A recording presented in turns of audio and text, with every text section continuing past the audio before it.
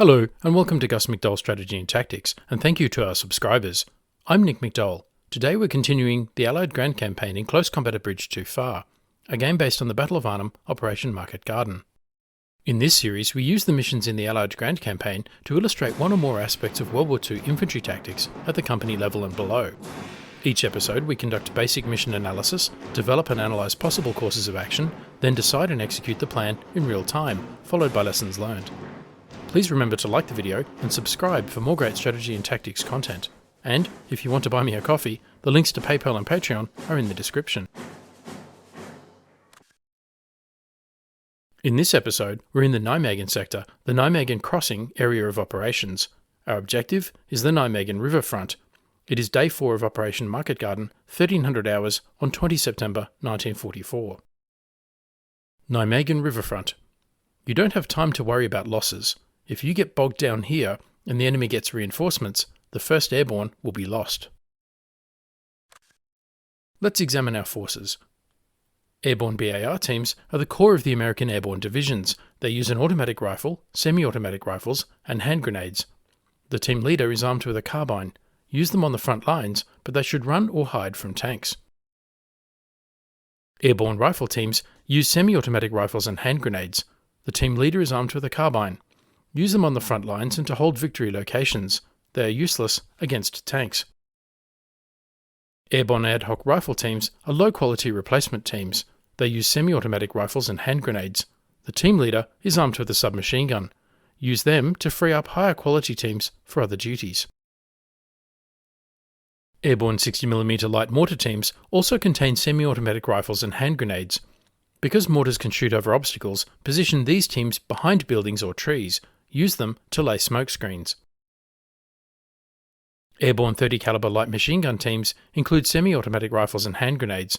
Position these teams in multi-story buildings or locations with long lines of sight so they can suppress enemy infantry.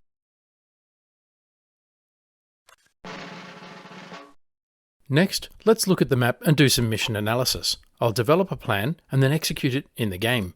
Our mission is to assault through the Nijmegen riverfront in order to take the northern end of Nijmegen Bridge. We have an understrength parachute infantry company from the US 82nd Airborne consisting of 3 BAR squads, 2 rifle squads and an ad hoc rifle squad with a 60mm mortar and a 30 caliber machine gun in support. North is to the bottom of the map. This is a large area bisected by an embankment with a dirt road on it.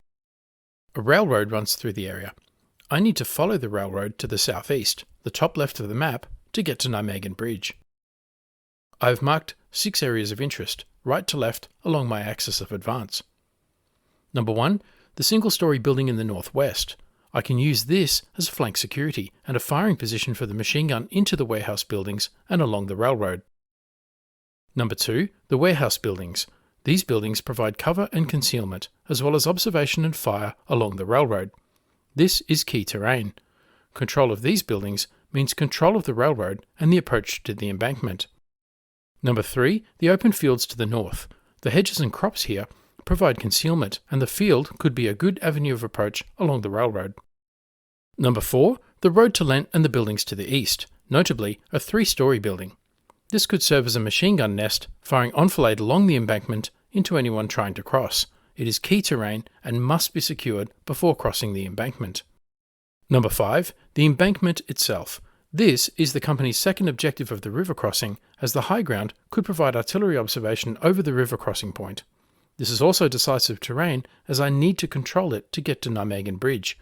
It is also an obstacle that I will need to cross carefully, and only after securing the warehouse district and 3-storey building.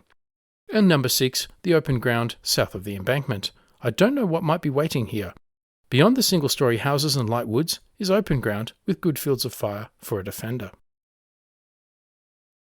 I'm expecting light German forces between here and Nijmegen Bridge, probably a platoon size of around 3 to 6 squads.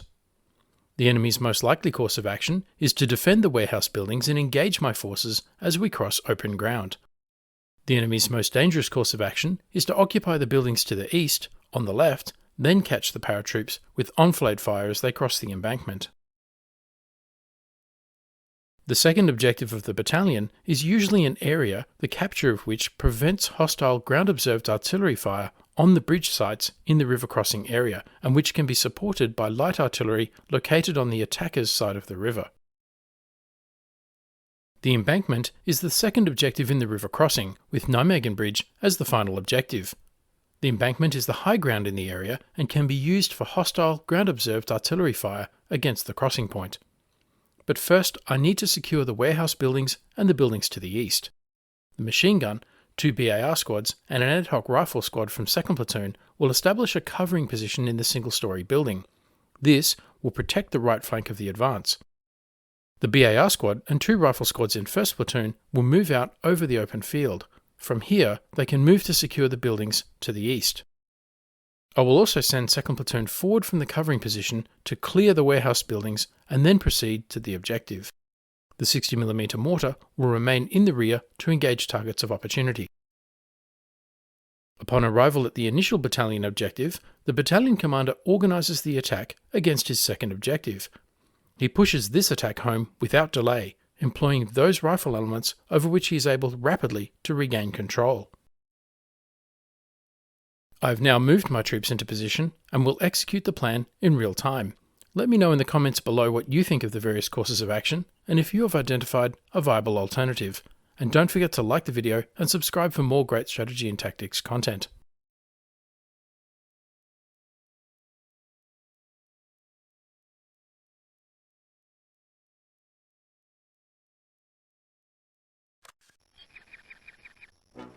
And so we begin.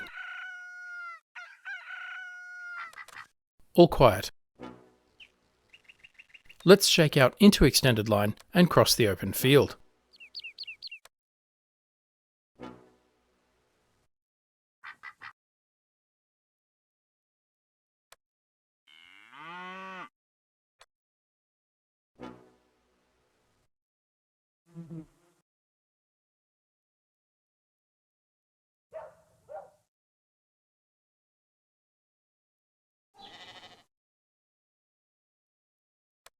Germans in the warehouse district. A reserve squad. The 30 caliber machine gun opens up.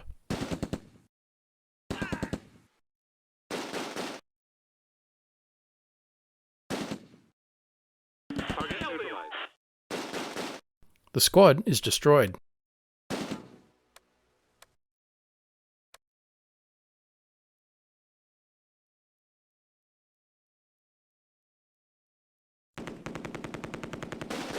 A machine gun opens up on the right. A heavy machine gun squad in the warehouses. The covering force responds. The mortar joins in.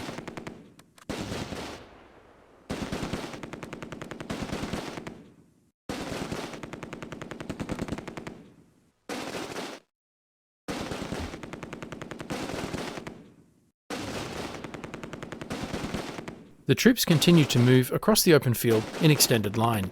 This formation is good for maintaining control and maximises firepower to the front.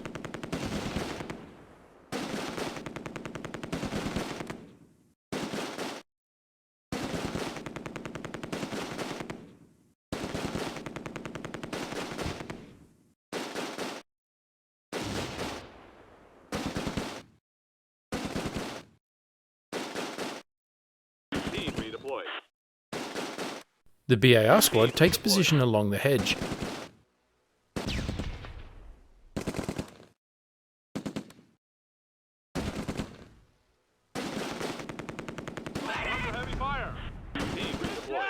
An enemy mortar round lands on our building and the ad hoc rifle squad takes a casualty.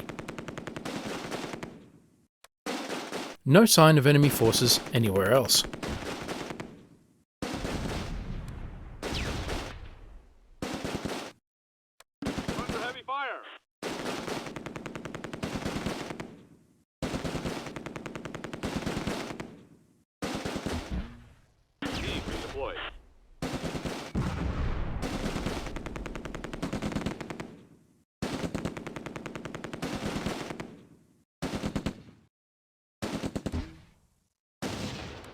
The BAR squad is behind the hedge, but does not have line of sight over the raised railroad.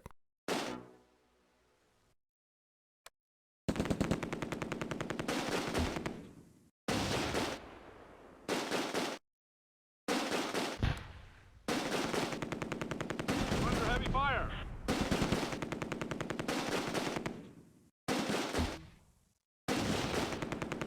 Team redeployed.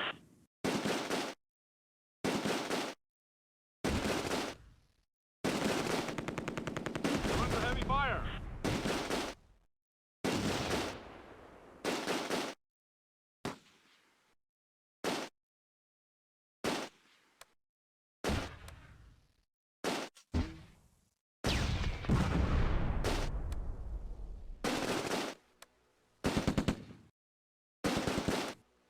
Get down!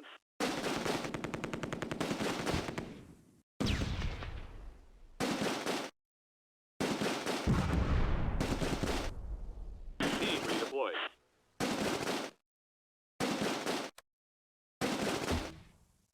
The rifle squad also reaches the hedge, but can't see past the raised railroad.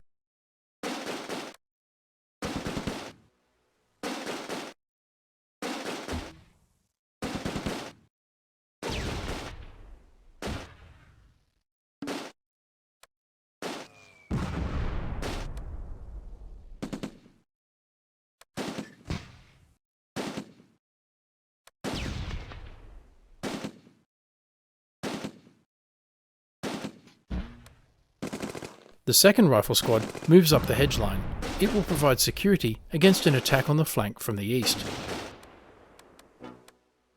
My flank security team goes to ground to conserve ammunition.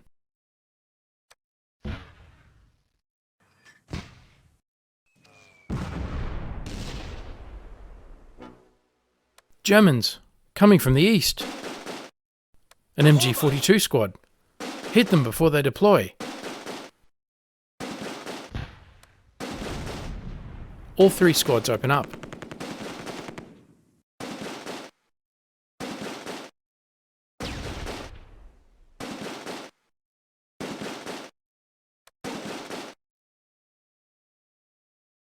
The MG42 has taken 2 casualties and is down to its last man. A lone sharpshooter, or sniper, crosses the railroad.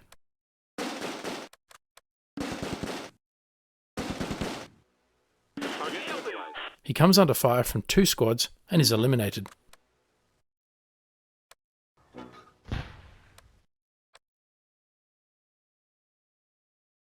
It looks like the Germans are firing mortar smoke to cover a withdrawal.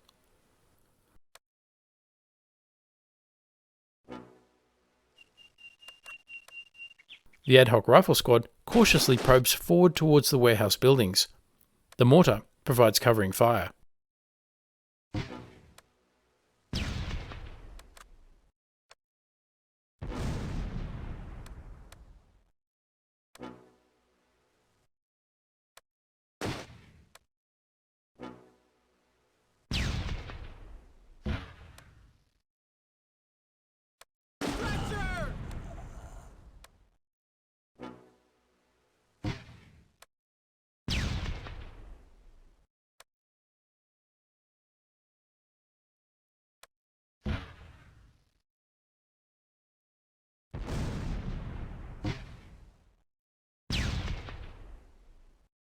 The 2 rifle squads chase the survivor from the MG42 squad into the building.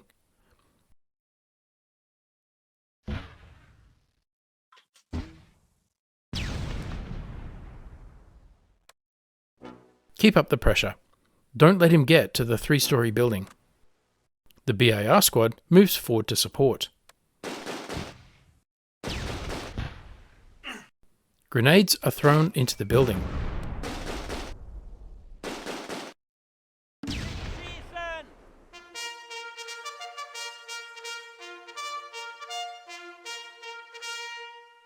The battle ended because the Germans were routed from the map.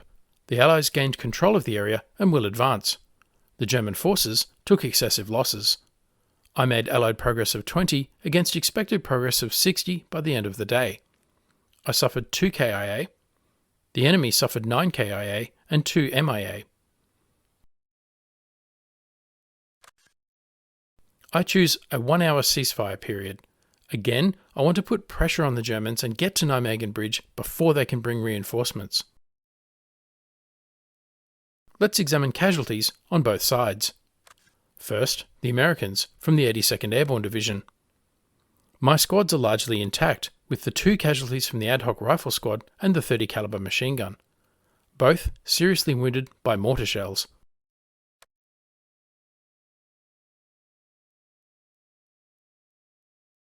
Then the Germans from the 10th Panzer Division. An MG42 squad, reserve squad, Scharfschütze, heavy machine gun, and Granatwerfer mortar. So, what did we learn? The previous battle demonstrated fire and movement at the squad level, with individual squads taking turns to suppress the enemy and move forward to outflank. This battle demonstrated the same concept at the platoon level, with one platoon firing to suppress the enemy in the warehouse buildings and the other moving over the open field to outflank the enemy. Also, the importance of momentum in the attack. Doctrine requires that upon arrival at the initial battalion objective, the battalion commander organises the attack against his second objective. He pushes this attack home without delay, employing those rifle elements over which he is able rapidly to regain control. This prevents the enemy from bringing up reinforcements. In that spirit, on to the final objective. Let me know what you think in the comments below. As always, thanks for watching. Don't forget to like, comment, subscribe and donate, and stay tuned for the next episode.